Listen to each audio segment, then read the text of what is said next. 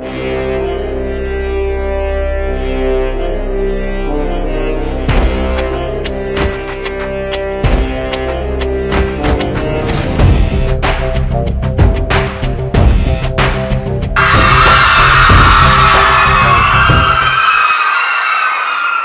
వచ్చిన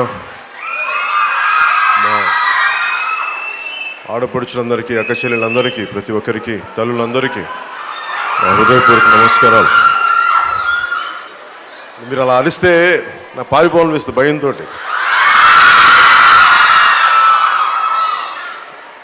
జనసేన అక్క చెల్లెలతో పెరిగిన వాడిని, చిన్నమ్మలతో పెరిగిన వాడిని. జనసేన ముఖ్యంగా మొన్న మీరు చూసే ఉంటారు, నేను కమిటీస్ వేసినప్పుడు ఎందుకు మొదటి స్థానం ఆడపడుచులకి, అక్క చెల్లెలకి ఎందుకు ఇచ్చానంటే, అందరూ మాట్లాడతారు ఆడవాళ్ళు రాజకీయాల్లో ఉండాలి, స్త్రీలు రాజకీయాల్లో ఉండాలని. నేను మాట్లాడను, నేను మీకు అండగా ఉంటాను, చేసి పెడతాను మీకు. నేను మిగతా వాళ్ళలాగా అలాగే ఒక ఆడబిడ్డ కష్టం ఇంకో ఆడబిడ్డకి అర్థమవుతుంది, ఇంకో ఆడబిడ్డ చేసే తప్పులు కూడా ఇంకో ఆడపడుచులకి అర్థమవుతాయి. అందుకని రాజకీయాల్లో ప్రముఖమైన స్థానం, 3 వంతుల్లో కనీసం 1/3 వంతు, 3వ భాగం ఆడపడుచులు ఉండాలి చట్టసభల్లో అంటానికి. నేను చట్టసభల్లో లేను, ప్రభుత్వంలో లేను, కానీ నా చేతిలో ఉన్నది పార్టీ స్థానాలు. మొన్న ఈ మధ్యన చాలామంది అనౌన్స్ చేసిన కమిటీ ఆడపడుచులు కూడా చెప్పాను, మండల స్థాయి నుంచి అన్ని చోట్ల 3 వంతు స్థానం ముందు మన పార్టీలోనే అన్ని విభాగాల్లో, అన్ని కమిటీస్లో ఆడపడుచులకి స్థానం ఇవ్వాలి. కాకపోతే పరిమితి ఏముంది అంటే, చాలామంది ఇళ్లలోంచి రావడానికి భయపడతా ఉన్నారు. నేను ఒకటి మీకు చెప్తా ఉన్నాను, రాజకీయాలంటే ఆడవాళ్ళు వస్తే నోరేసుకొని పడిపోవాలి, పెద్ద పెద్దగా అరుపులు అరవాలనే ఉంటుంది ఇప్పుడు దాకా చేసిన రాజకీయ పార్టీలు. కానీ జనసేన పార్టీ ఆడపడుచులు కానీ, జనసేన పార్టీ అక్క చెల్లెళ్ళు కానీ చాలా విఘ్నతతోటి, అవసరమైతే ఒక ఝాన్సీ లక్ష్మిలాగా, అవసరమైతే ఒక మదర్ తెరీసా లాగా, ఒక వీరనారి ఉండాలి, ఒక తల్లి కూడా ఉండాలి. అలాంటి ఆడపడుచుల్ని నేను ముందుకు తీసుకెళ్తాను జనసేన పార్టీ ద్వారా.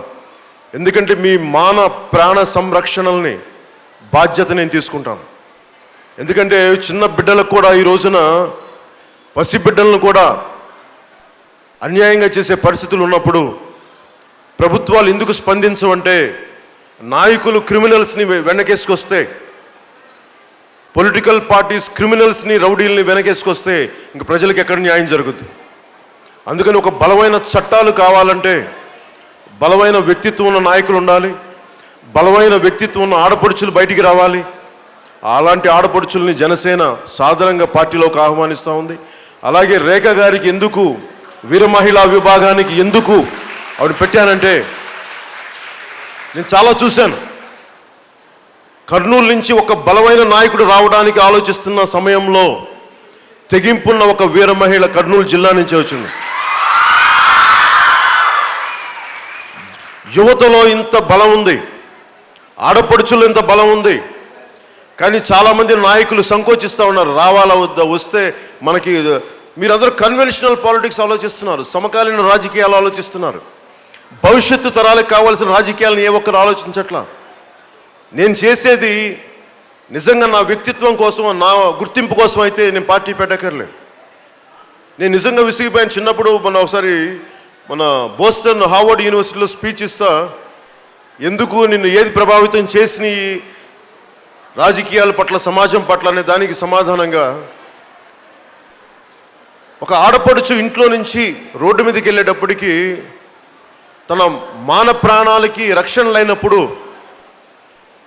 ఎలాంటి పరిస్థితులు వస్తాయో నేను చిన్నప్పుడు చూశాను. మా అక్క విషయంలో చూశాను. నా చిన్నప్పటి నుంచి కోపం.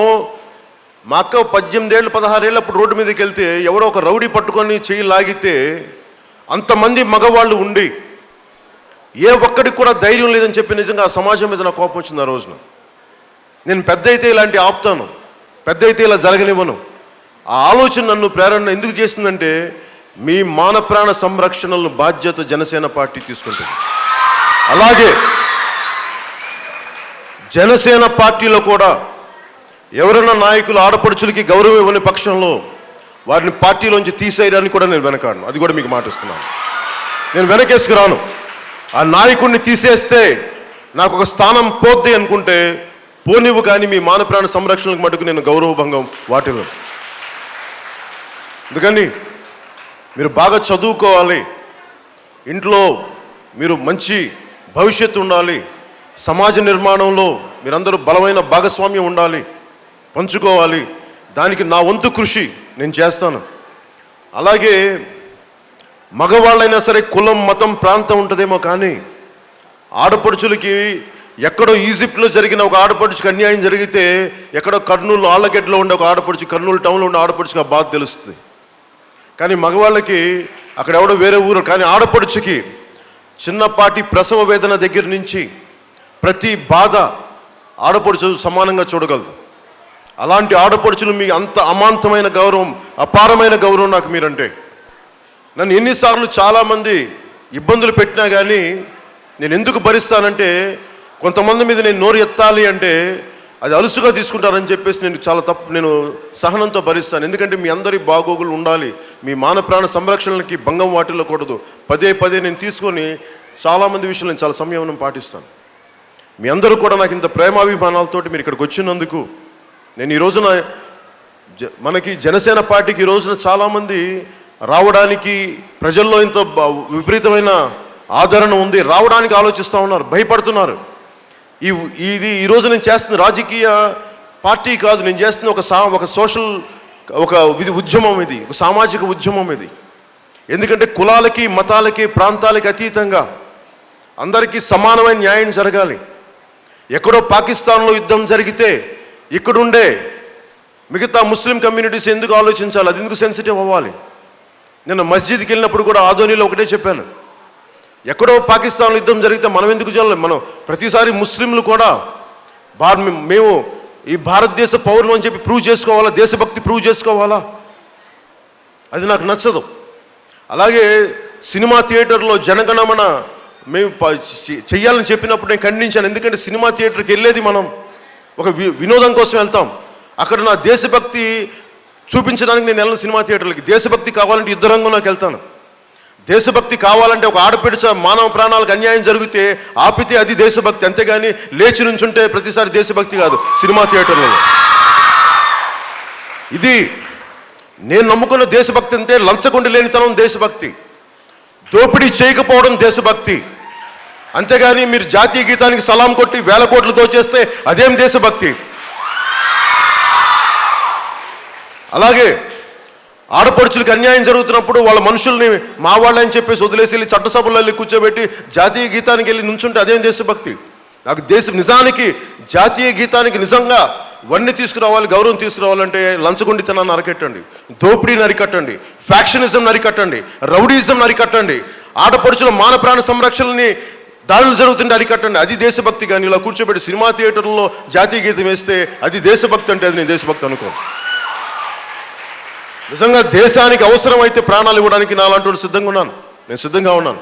అలాగే సమాజంలో మీ అందరూ బాగుండాలి అంటే ఆడపడుచులకి 3 వంతు స్థానం చట్టసభలో రావాలి అని నేను సరదాగా ఓట్ల కోసం చెప్పలేదు. నిజంగా నా చిన్నప్పుడు నా అక్క జరిగిన చిన్నపాటి సంఘటన నన్ను ఎంత బలంగా ముద్రిస్తుందంటే చాలా బలమైన ముద్ర వేసింది. అలాగే నేను సినిమా షూటింగ్స్కి వెళ్తున్నప్పుడు కేరళలో కూడా చాలామంది పాపం చిన్నపాటి వెనకాల బ్యాక్గ్రౌండ్లో ఉన్న అమ్మాయిల్ని చాలామంది గబుక్కుని మీదకి వచ్చి పడిపోతూ ఉంటారు. చాలామంది ఒక్కళ్ళు మాట్లాడరు, ఒకవైపు పోలీసులు చూస్తూ ఉంటారు.